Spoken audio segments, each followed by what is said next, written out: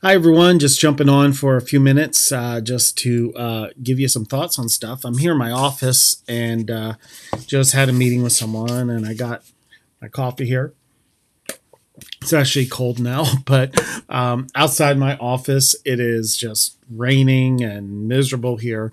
And I don't know why this thought came to me, but I was thinking about October being Halloween month, right?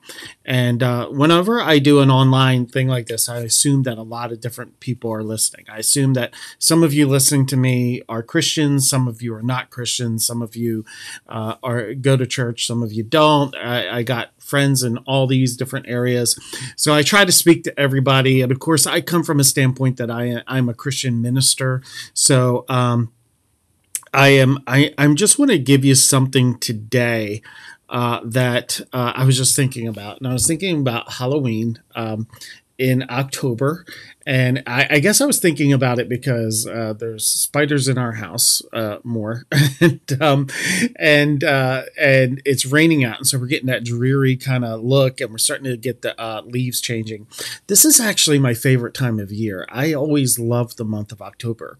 And what's interesting about that is some of you who may not really know a lot of people in the Christian tradition I'm in, a lot of the people in our churches get really nervous the month of October because they see it as a lot of evil things going on.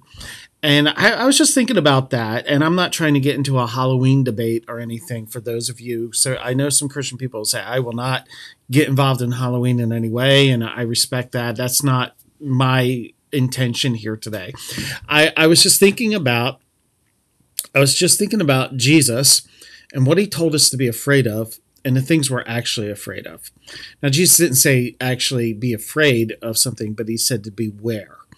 And so I'm thinking of two stories in the Bible. But first, let me talk to you about a book I read. This is going to be short, but I read a book a couple years ago, and I've read it several times throughout the years. It's called The Screwtape Letters by C.S. Lewis.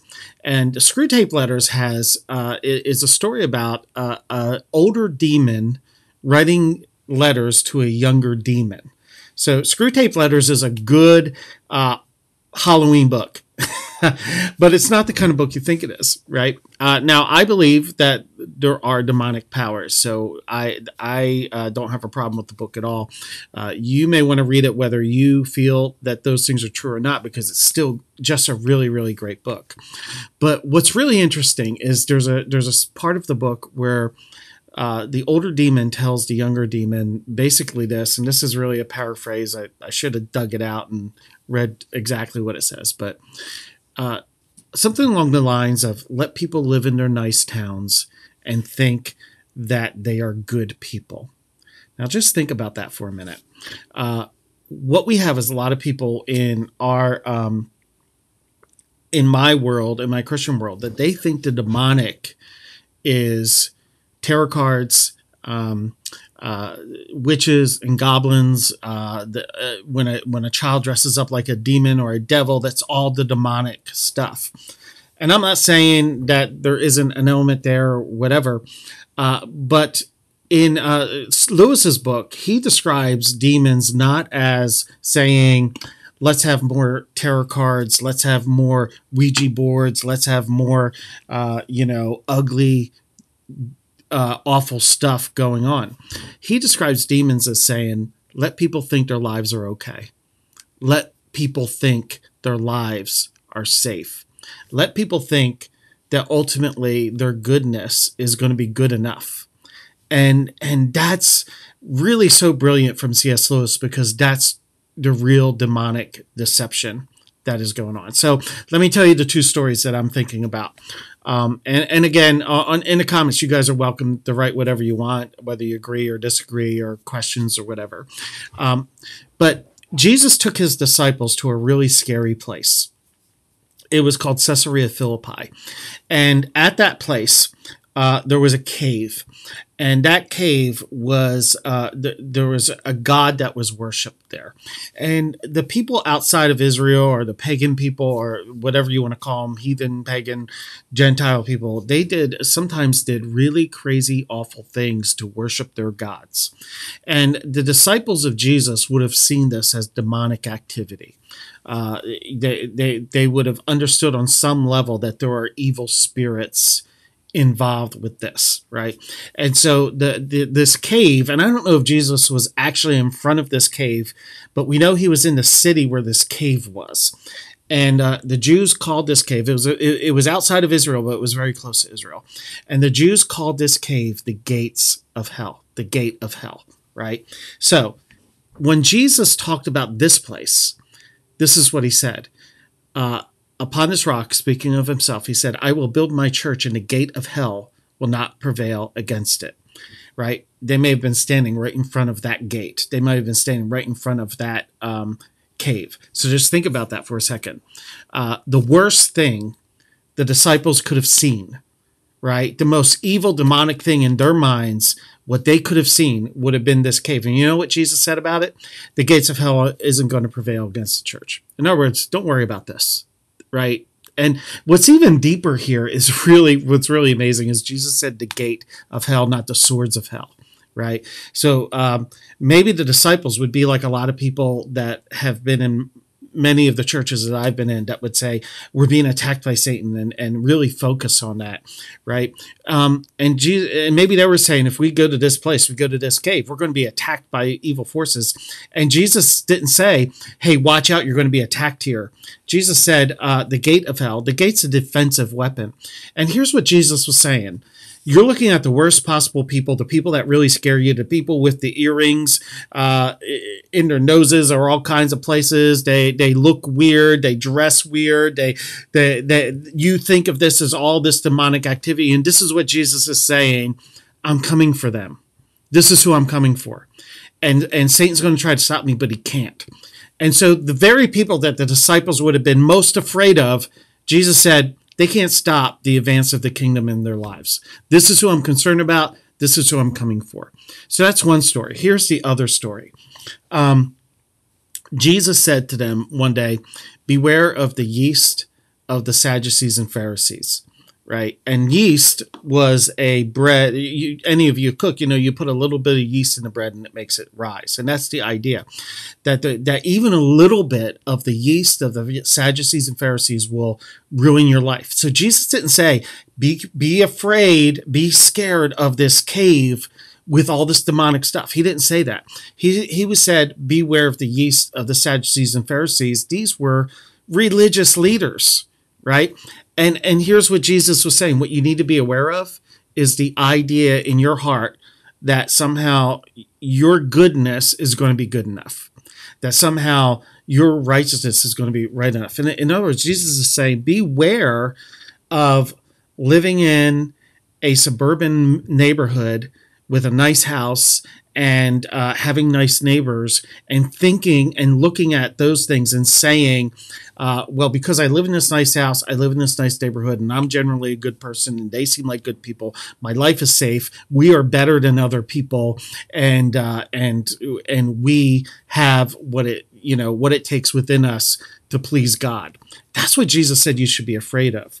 So as I'm thinking about Halloween and stuff like that, and I know there's some really disturbing images sometimes, and sometimes I see stuff and I go, ugh, I wouldn't put that in front of my house, But here's the thing. Those things aren't the things Jesus said are scary. I know people that they're always scared of, are there witches in our area casting spells on us? And you know what? I don't worry about that. You know why? Jesus said, they're not coming after us. I'm going after them. And they can't stop me because my love is going to overwhelm them. So I don't have to worry, right? Because we're not worried about, and I don't know if there are any, and I'm not thinking about this. I don't think like this, but I'm not worried of, is there a witch out there casting a spell on our church? I don't worry about that because we're coming after them. They're not coming after us. The gates of hell will not prevail against the church. But what I should be afraid of is thinking I'm better, thinking that if I'm religious enough, I'll be okay. Thinking that if in and of myself, if I follow all the rules, I'll be okay. Because that's the yeast of the Sadducees and Pharisees. And that's where the real demonic activity is going on. The deception of making us think, because I don't dress like other people dress, I don't act like other people act, I'm not involved in the other things other people are involved in, then I'm okay. And as long as I'm okay and my children act okay and everyone acts good, I'll be okay. I can tell you this. Think of the worst sinner. Think of the people that would be at that cave that Jesus said he's going after, he's chasing after. None of his disciples were less of a sinner than they were. Not one of them. And Jesus said, the gates of hell isn't going to prevail against the church. So I'm not worried about, the stuff that's coming up in Halloween and everything. I'm much more worried about other stuff. I'm much more worried about us thinking, I'm worried about my own life. Me thinking, well, because I do what I do and I go with the crowd that I go, that I'm somehow better than other people, because I'm not. I still need a savior. I still need someone to set me free. And so demonic activity is not about ghosts, goblins, vampires, and all that stuff. And some of that stuff is disturbing, and I get that. That's not where the real demonic activity is. The real demonic activity is us convincing ourselves that somehow through our works, we're going to be good enough. And somehow, if we're good enough, then we're going to be, we say we're all sinners, but we kind of say to ourselves, yeah, I'm a sinner, but I'm better than other people. That's the real demonic deception. And that's the deception that's going to ruin our lives. So be afraid of the yeast of the Sadducees and Pharisees. Don't be afraid of Halloween decorations, because the gates of hell aren't going to prevail against the church. And don't think to yourself, if you do think this way, don't think to yourself, well, what are we going to do if there are people out there that want to give us demonic hex on us or do something like that? Well, they're not after us. We're after them. Jesus is ready for them. And he wants to change and radically transform their lives. And so the gates of hell will not prevail against the church. So just some thoughts that I have today. This wasn't really worked out. It's just my thoughts this morning that I had. And I thought, yeah, I gotta go up on Facebook and say this because, I scroll through the Facebook, and I think what's going to start happening now is some of the people I know are going to start really putting up stuff that, like, we should be scared of this, we should be scared of that, watch out for this, watch out for that. Well, you know what you really got to look out for is having a sense of self-righteousness. That is what we need to really be afraid of. So bless you today. I hope this was a little bit of encouragement for you. Go Eagles, and God bless you. See you later.